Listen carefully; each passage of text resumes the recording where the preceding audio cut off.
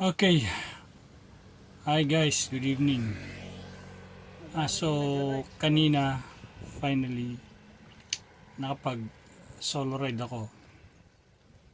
So I went to Cabiang, pababa ng Nasugbu. Then it's only ay Cavite mini loop. Then kumaliwa ako dun sa barangay Look, Look ba yun? Then nag east west road ako. Then Magallanes, then going back to Maragondon, then balik ng Tansa. So actually, ginawa ko yun uh, to test myself kasi gusto ko magmotor, but takot ako. uh, uh, I, I have I have a fear pa rin. Di pa ako ganun katiwala sa sarili ko pagdating sa pagmotor, although nakailang beses na akong 3 beses na pabalik-balik ng nagmotor sa Cabiang, but kasama ko si Mrs. So I want to test myself na solo ride, ako lang mag-isa. So gusto ko kasing totoo yung kasabihan na face your fear, live your dream. So yun yun. So I want to live my dream of driving motorcycle. Walang takot akong harapin yung takot ko. Although alam ko naman na dapat talagang harapin yung takot. I have that philosophy na sinasabi ko rin sa ibang tao. Pero pagdating sa sarili ko, parang hindi ko ma-apply. So kanina talaga parang naglalakas loob ako na naglakas loob ako na mag solo ride na. Tapos yun. So kasi yung twisties na Cabiang, tapos yung downhill na ganon, minsan baka ma-overshoot ka, di ba, ma-overshoot din, sumemplang ka, ganon yung fear na ganon. Pero nung huling punta ko, parang hindi naman pala ganon ka, hindi pala ganon ka hirap. So hindi ko pa rin natatest kasi yung engine brake pag downhill ganon, tapos pakurba. So kanina tumakbo ako, so unknowingly nag-a-adjust yung katawan ko, yung skill set ko nag-a-adjust. Hindi pala, wala pala dapat akong ikatakot. So nung nananakbo na ako, napapansin ko lang yung sarili ko na parang dati yung takot ko doon sa pagkurba pababa, ganun, ang kaskusimis, kaya wala, ganun, parang na-enjoy ko. Kaliwa kanan na ganun din, downhill. So yun. Tapos yun, parang yung I feel free doon sa ginagawa ko. I feel the freedom. Ganun. So tontuwa ko. So na-test ko yung sarili ko na hindi naman pala ganun na nakakatakot. So siguro yun is Cabiang lang. Pwedeng siguro sa mga ibang bat ka na dyan, sabihin nila na Cabiang lang yun, madali lang yun. But I don't know, if I have the time to Marilaki, hindi mo nangangarera, I just want to see the site. Ganun. Siguro din ang next na siguro pupuntahan ko is yung Ligaya Drive, kasi sinasabi nila talaga na much more dangerous yun kesa sa Cabiang, much more challenging. So pag yun is yung Ligaya Drive na yun is nalampasan ko, siguro pwede na pumunta ng Leyte na nakamotor. Kasi gusto ko pumunta ng Leyte, gusto kong magmotor all over the Philippines.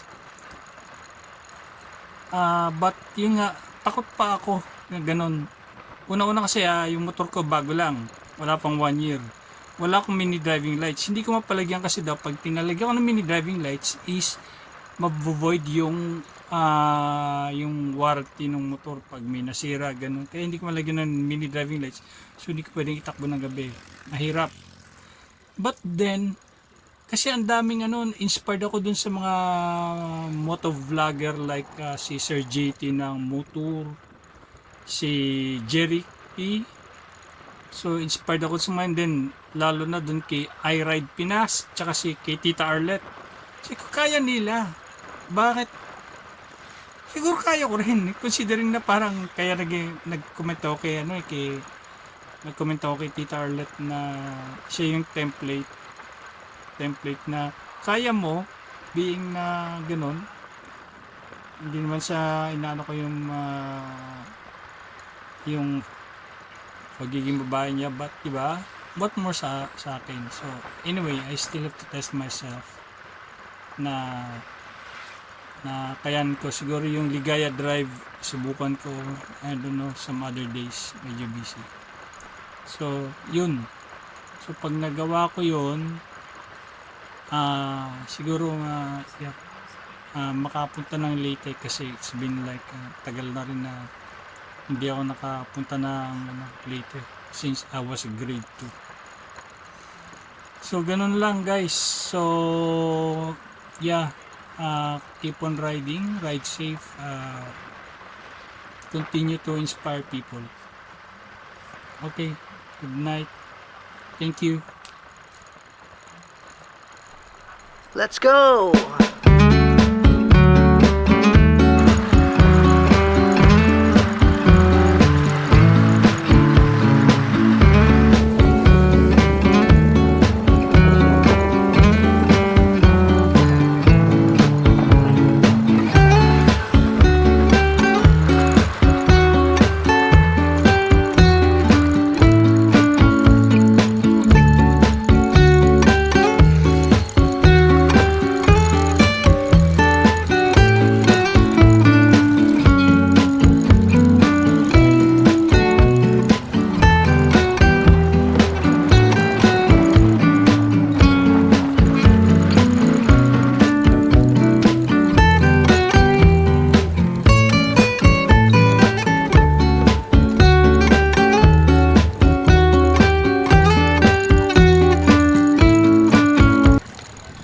Let's go!